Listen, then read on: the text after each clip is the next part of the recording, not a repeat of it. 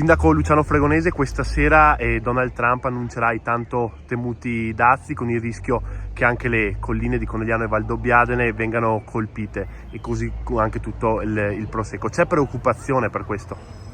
Sì, certamente c'è preoccupazione, è normale che sia così. In queste settimane insomma, è stato importante l'azione dei consorzi di tutela, delle associazioni di categorie, anche delle amministrazioni e degli enti a tutti i livelli, per insomma, accompagnare in questi momenti in primis i produttori.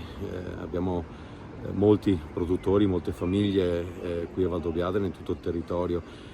E attendiamo quale sarà insomma, la comunicazione di Trump in merito.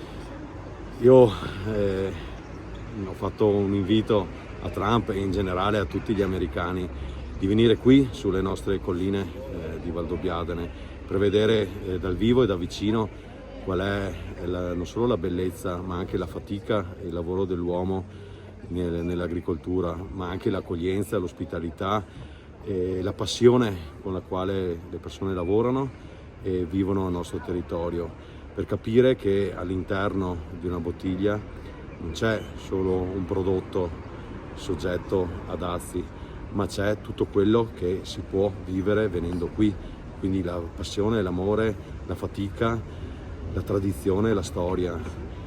E quindi invitiamo volentieri tutti gli amici americani a venire qui a visitare le nostre colline, ad assaggiare il Conegliano Valdobbiadene di UCG, e in qualche modo insomma, la volontà è quella di stemperare i toni, è quella di allacciare i rapporti. È giusto che in questi momenti le istituzioni a tutti i livelli, dai comuni e regione allo Stato, all'Europa, lavorino per così dare certezza ai produttori, dare certezza ai consumatori e far sì che insomma, la nostra economia importante agricola e tutto l'indotto che ne deriva possano avere certezze che sono mancate in questi mesi, in queste settimane.